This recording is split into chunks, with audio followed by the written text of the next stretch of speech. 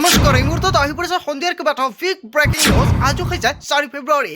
নৱবৰ্ষতে ৰাজ্যবাসীলৈ মুখ্যমন্ত্ৰী ডক্টৰ হিমন্ত বিশ্ব শৰ্মাই 21টাকৈ ডাঙৰ উপহাৰ প্ৰদান কৰিব।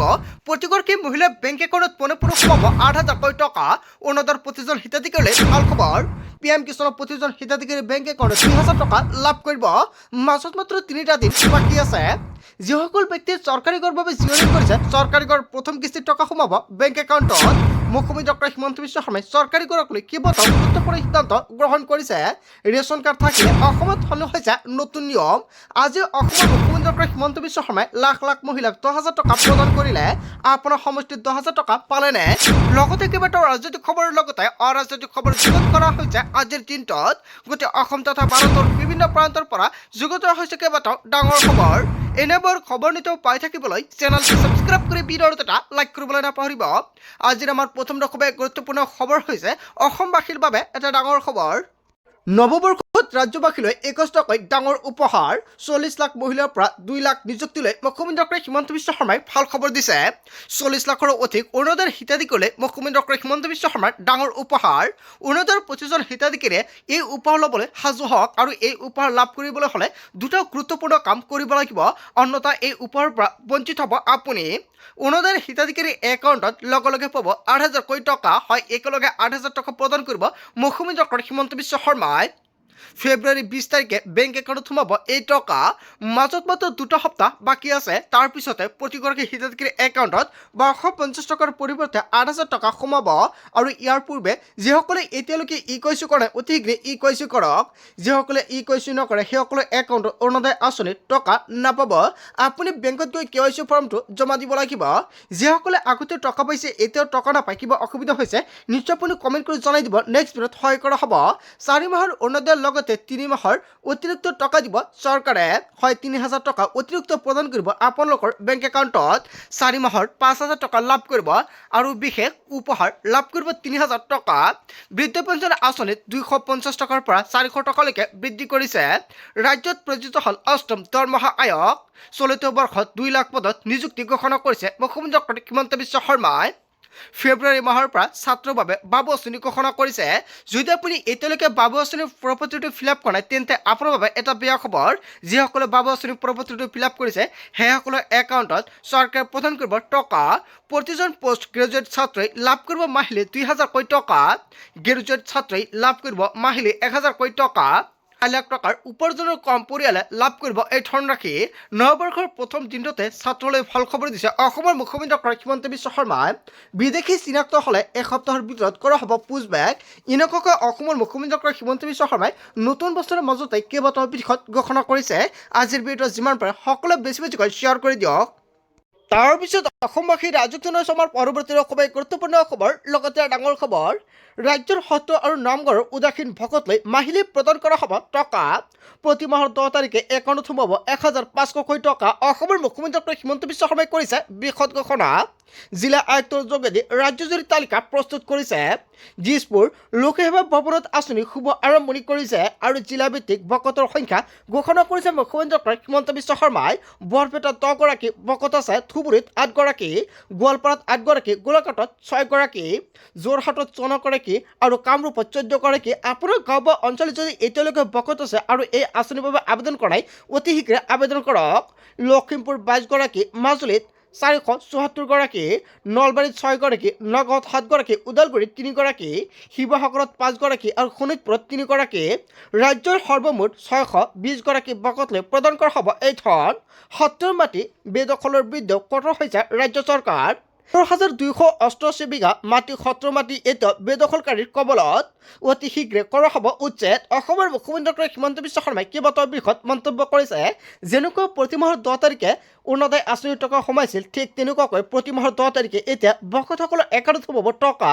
আপোনাৰ গাঁও বা অঞ্চলত যদি ভকতসকলে এই সুবিধা পোৱা নাই কমেণ্ট কৰি জনাই দিয়ক। নেক্সট ভিডিঅ'ত জনাই দিম কেনেকুৱাকৈ ভকতসকলে এই সুবিধা ল'ব পাৰিব। তাৰপিছত অসমবাসী ৰাজকীয় আমাৰ পৰৱৰ্তী খুবেই গুৰুত্বপূৰ্ণ খবৰ, লগতে ডাঙৰ খবৰ। লাউড স্পীকাৰ ব্যৱহাৰিক ৰাজ্যত আহি গ'ল নিষেধা। হয়, এটা বিগ ব্ৰেকিং নিউজ আহি পৰিছে। আজিৰ ভিডিঅ'ত যিমান পাৰে সকলোৱে বেছিকৈ শ্বেয়াৰ কৰক আৰু সকলো হওক সাৱধান, অন্যথা পৰিব ভয়ংকৰ বিপদৰ সন্মুখীনত। অসমত 10 ফেব্ৰুৱাৰীৰ পৰা বন্ধ হ'ব লাউড স্পীকাৰ। উচ্চ প্ৰবলৰ লাউডস্পীকাৰ কেৱল এয়াই নহয় মাইক্ৰফোন ডিজে আদি বজাব নোৱাৰিব নিশা 9 বজাৰ পৰা পুৱা 9 বজালৈকে লাউডস্পীকাৰ ব্যৱহাৰত নিষেধাজ্ঞা জাৰি কৰা হৈছে আগন্তুক মেট্ৰিক আৰু হায়াৰ ছেকেণ্ডাৰী পৰীক্ষাৰ বাবে জাৰি কৰা হৈছে এই নিৰ্দেশনা অনুমতি নোলোৱাকৈ ব্যৱহাৰ কৰিব নোৱাৰিব লাউডস্পীকাৰ পৰৱৰ্তী নিৰ্দেশনা নিদিয়া পৰ্যন্ত বাহাল থাকিব এই নিৰ্দেশনা বজালী জিলা প্ৰশাসনে জাৰি কৰিছে এই নিৰ্দেশনা হয় এটা বিগ ব্ৰেকিং নিউজ আহি পৰিছে 163 নং ধাৰাৰ অধীনত জাৰি কৰা হৈছে এই নিৰ্দেশনা তাৰ পিছত অসমবাসী ৰাজক জনাইছে আমাৰ পৰৱৰ্তী খুবেই গুৰুত্বপূৰ্ণ খবৰ লগতে ডাঙৰ খবৰ এইখন শংকৰ মাধৱৰ অসম হিন্দু মুছলমানৰ মাজত সংঘাত সৃষ্টি কৰাৰ অপচেষ্টা ইউনুছ তামুলীৰ বিৰুদ্ধে কেইবাটাও বৃহৎ মন্তব্য কৰিছে অসমীয়া মুছলমানৰ চৰকাৰে মিয়া সজোৱা নাই ইউনুছ তামুলীয়ে মিয়া সজাইছে এনেকুৱাকৈ বৃহৎ মন্তব্য কৰিছে অসমীয়া যুৱ মঞ্চই ইউনুছ তামুলীৰ বিৰুদ্ধে শীঘ্ৰেই আৰক্ষীয়ে একশ্যন লওক মুখ্যমন্ত্ৰীয়ে শীঘ্ৰেই গ্ৰহণ কৰক ব্যৱস্থা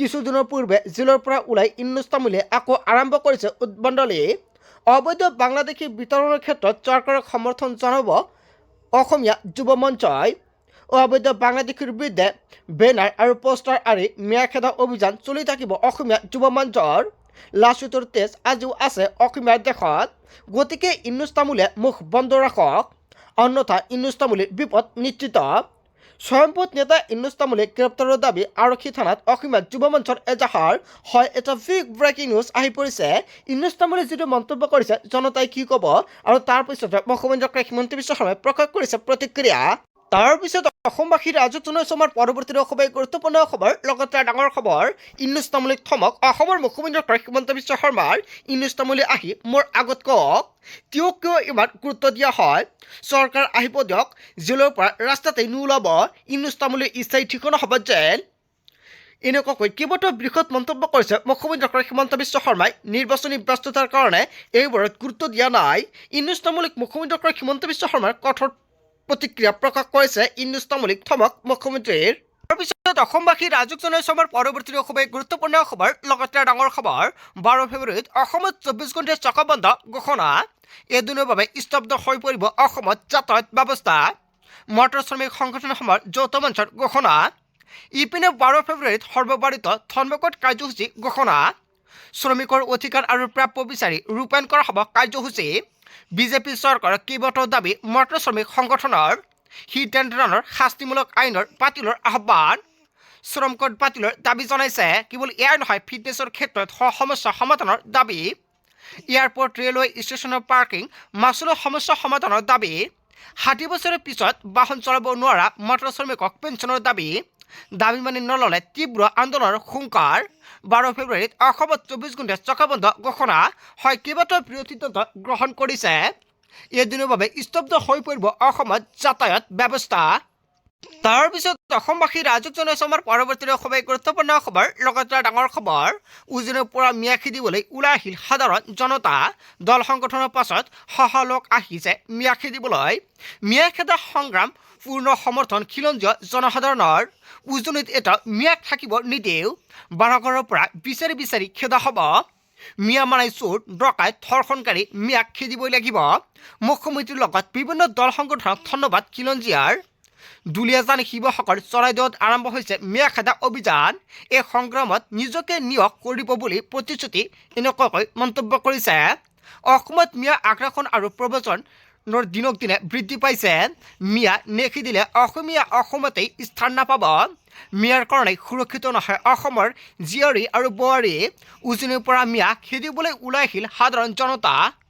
তাৰ পিছত অসমবাসী ৰাজক জনাইছে আমাৰ পৰৱৰ্তী খুবেই গুৰুত্বপূৰ্ণ খবৰ লগতে ডাঙৰ খবৰ মিয়াৰ পৰা কোনো ক্ৰয় নকৰিব পাচলি মিয়া ব্যৱসায়িক বৰ্জন কৰক মিয়াৰ গেৰেজত কোনো মেৰামতি নকৰিব বাহন মিয়াৰ গেৰেজত নিষেধাজ্ঞা আৰোপ কৰা হৈছে অসমে অকলে যুঁজিব নালাগে ভাৰত চৰকাৰ লগত আছে তেওঁলোকক বহিষ্কাৰ কৰক NRCৰ আবেদন নকৰাসকলক অসম আৰক্ষী CRPF আৰু BCFকে ধৰি প্ৰতিটো বিভাগক আহ্বান অসমত 24 ঘণ্টাৰ বাবে ইমাৰ্জেঞ্চি প্ৰয়োগ কৰি বাংলাদেশী বিচাৰক গাঁৱে গাঁৱে সোমাব ৰাষ্ট্ৰীয় বজৰং দল 2 মাহৰ ভিতৰত গাঁৱে গাঁৱে হিন্দু সজাগতাৰ সভা অনুষ্ঠিত কৰিব প্ৰধানমন্ত্ৰী আৰু টকাৰীয়া হিমন্ত বিশ্ব শৰ্মা এই বাংলাদেশী খেদিব হিন্দু বাংলাদেশক অসমত ৰাখিব নোৱাৰিলে গুজৰাট পঠাই দিয়ক এনেকুৱাকৈ প্ৰবীণ ভাই টকাৰীয়াই তেওঁলোকক সংস্থাপন দিব।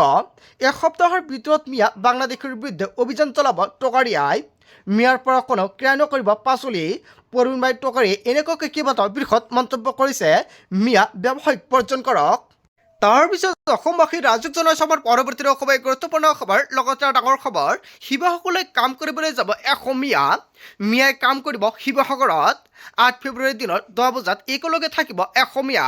সাহস আছে যদি জিতু বৰা বাহিনীলৈ আহক। লাঠুলৈ ভাওনা কৰি থকা জিতু বৰাক বাহিনীলৈ আহক। অপেন চেলেঞ্জ বাসেনাৰ নেতা ইনুছ তামুলীৰ। নগৰৰ পৰা মিয়া শ্ৰমিকক লৈ শিৱসাগৰ যাব ইনুছ তামুলীয়ে। লাঠুলৈ আহিবলৈ আহ্বান জনাইছে ইনুছ তামুলীয়ে। শিৱসাগৰলৈ কাম কৰিবলৈ যাব এসমীয়া। তাৰপিছত অসমবাসী ৰাজুক জনাইছে আমাৰ পৰৱৰ্তী অসমীয়া গুৰুত্বপূৰ্ণ খবৰ। লগতে ডাঙৰ খবৰ, অপেক্ষাৰ অন্ত আৰু মাত্ৰ কেইটামান ঘণ্টা বাকী আছে। ৰাজ্যৰ নিবনুৱাৰ মুখত পিৰিঙিব হাঁহি আৰু হাঁহি। ৰাজ্যৰ হাজাৰ হাজাৰ নিবনুৱাৰ একাউণ্টত সোমাব 1 লাখ কোটি টকা। সাজু হৈছে তালিকা, হয় হিতাধিকাৰী তালিকা প্ৰস্তুত কৰিছে চৰকাৰৰ ফালৰ পৰা। ৭৫,000 যুৱকে পাব চৰকাৰৰ 2 লাখ কোটি টকা। 6 ফেব্ৰুৱাৰীত চৰকাৰে দিব 1 লাখ কোটি টকা। প্ৰথম কিস্তিৰ 1 লাখ কোটি টকা ধন লাভ কৰিব প্ৰতিগৰাকী নিবনুৱাসকলে। 15 ফেব্ৰুৱাৰীলৈকে দিয়া হ'ব এই ধন। CM ত্ৰিপুলে আঁচনিত আবেদন কৰা যুৱকসকলে লাভ কৰিব এই টকা। 6 ফেব্ৰুৱাৰীৰ পৰা বিতৰণ কৰা হ'ব CM ত্ৰিপুলে আঁচনিৰ টকা। অসমৰ মুখ্যমন্ত্ৰী ডক্টৰ হিমন্ত বিশ্ব শৰ্মাই কৰিছে বৃহৎ ঘোষণা। অসমৰ মুখ্যমন্ত্ৰী ডক্টৰ হিমন্ত বিশ্ব শৰ্মাই কৰিছে বৃহৎ ঘোষণা।